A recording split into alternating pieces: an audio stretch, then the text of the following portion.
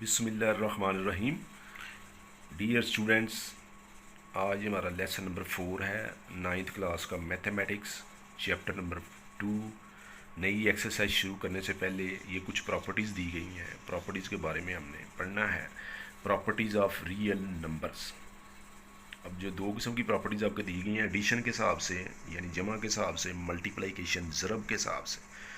Properties of real numbers under addition और properties of real numbers under multiplication. किताब में ऐसे लिखा हुआ है, आपने ये याद रखना है कि ये जमा के हिसाब से हैं और मैंने दोनों को साथ साथ कर दिया ताकि समझने में आसानी हो, और ये ज़रब के लिहाज से है।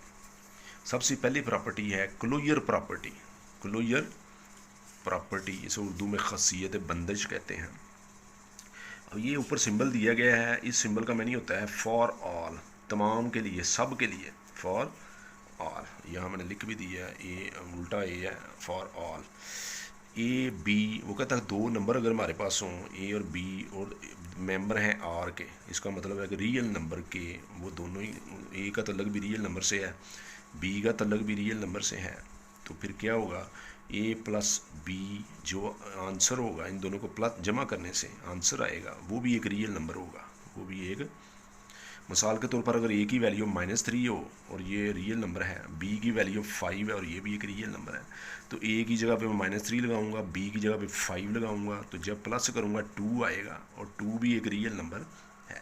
तो क्लोजर प्रॉपर्टी में उसने ये कहा एडिशन के हिसाब से यानी जमा के हिसाब से कि जब दो रियल नंबर्स को जमा किया जाए तो उनका आंसर भी एक रियल नंबर होता है, आंसर भी एक। अब इसी चीज़ को मल्टीप्लाई के हिसाब से देखें, ज़रब के हिसाब से, यहाँ जमा था वहाँ ज़रब है, भाई ये फ़र्क है और कुछ भी नहीं। अगर वो कहता है कि दो नंबर्स हों जिनका तल्लक रियल नंबर से हो, तो दोनों को मल्टीप्लाई करने से जो आंसर आएगा वो भी एक रियल नंबर होगा। मिसाल के तौर पर जैसे अभी हमने सपोज किया a = -3 है, b = 5 है, तो a की जगह पे -3 लगाएंगे, b की जगह 5 लगाएंगे, दोनों को मल्टीप्लाई किया, आंसर आ गया -15, और -15 भी एक रियल नंबर है। तो यहाँ पर उसने क्लोजर प्रॉपर्टी एडिशन के हिसाब से हो तो उन दोनों को प्लस करेंगे तो वो उसका आंसर भी रियल नंबर होगा, और अगर दोनों को मल्टीप्लाई करेंगे तो उसका आंसर भी रियल नंबर होगा। Property number 2, commutative property, addition के हिसाब से, और कम्यूटेटिव प्रॉपर्टी मल्टीप्लिकेशन के हिसाब से। अब दो नंबर्स हैं जो रियल नंबर्स हैं, तो कम्यूटेटिव प्रॉपर्टी का मतलब होता है कि इन दोनों को जब प्लस करूंगा मैं और बाद में इनकी तरतीब चेंज कर दूं, यानी इसको पहले लिख दूं इसको बाद में लिख दूं, तो कोई फ़र्क नहीं पड़ता, दोनों का आंसर सेम होता है। मसलन अगर ए की वैल्यू 2 है, बी की वैल्यू 3 है, तो ए की जगह पे 2 लगाऊंगा, बी की जगह पे 3 लगाऊंगा, इधर बी की जगह पे 3, ए की जगह पे 2, इसका आंसर भी 5 आएगा, इसका आंसर भी 5 है। दूसरे लफ्ज़ों में कि 2 जमा 3, 3 जमा 2, यानी जमा का जब अमल हो रहा हो तो तरतीब चेंज करने से आंसर में कोई फ़र्क नहीं पड़ता। इसे कहते हैं कम्यूटेटिव प्रॉपर्टी अंडर एडिशन। और यहाँ पर मल्टीप्लिकेशन का खाना है ये वाला, इसमें देखें कि दोनों को जब मल्टीप्लाई करूँगा मैं, ए और बी को मल्टीप्लाई किया, बी और ए को तरतीब बदल कर मल्टीप्लाई किया, कोई फ़र्क नहीं पड़ा। ए की वैल्यू 2 है, बी की वैल्यू 3 है, ए की वैल्यू 2, बी की वैल्यू 3, दोनों को मल्टीप्लाई किया 6, तरतीब चेंज कर दी, 3 पहले आ गया, 2 बाद में आ गया, फिर 6। तो कम्यूटेटिव प्रॉपर्टी मल्टीप्लिकेशन में भी जब दो अदद को हम मल्टीप्लाई कर रहे होते हैं, ज़रब दे रहे होते हैं, तो उनकी तरतीब चेंज करने से कोई फ़र्क नहीं पड़ता।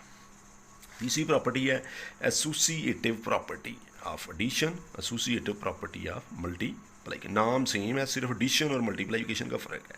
इसमें भी वो कहता है कि वहाँ दो नंबर्स की बात हो रही थी, अब वो कहता है 3 नंबर्स हैं, ए बी सी, तीनों का तल्लक रियल नंबर से है, तो अब हम पहले जोन से मर्जी 2 प्लस कर दें, जमा कर दें, उससे कोई फ़र्क नहीं पड़ेगा। मसलन ए प्लस बी, इनको पहले ब्रैकेट लगाई है, फिर प्लस सी, यानी इनको पहले प्लस करना है, बाद में इसको प्लस करना है। और अगर तरतीब चेंज कर दूं, मैं ए को लहदा रहने दूं, बी प्लस सी ब्रैकेट लगा दी, यानी इनको पहले प्लस करना है, इसको बाद में करना है, आंसर फिर वही आएगा।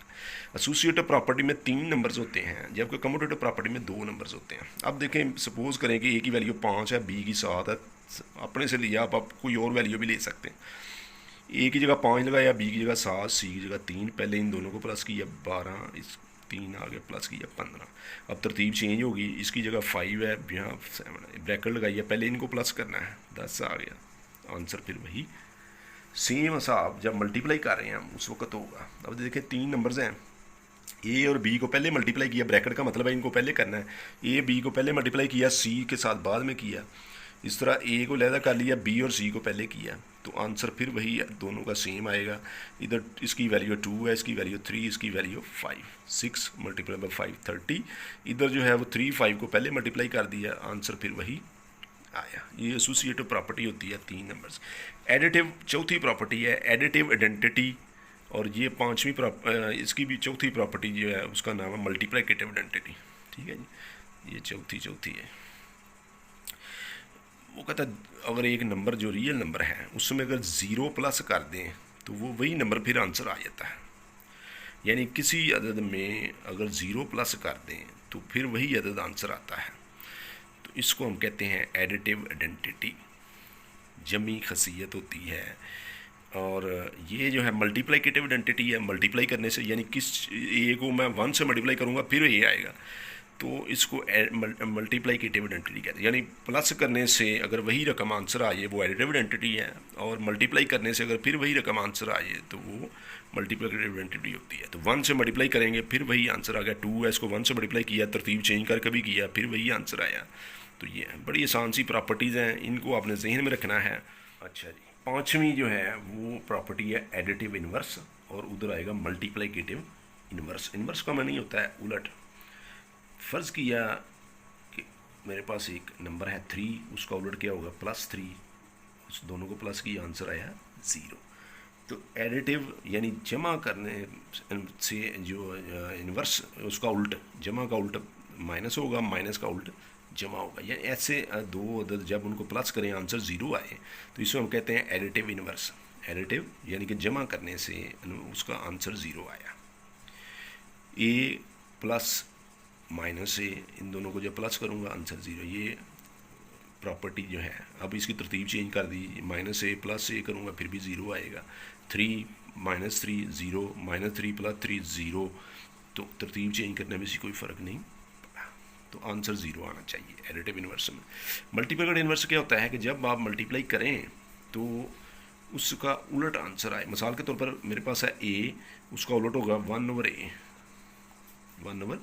1/a को मैं ऐसे भी लिख सकता हूँ a इन्वर्स a।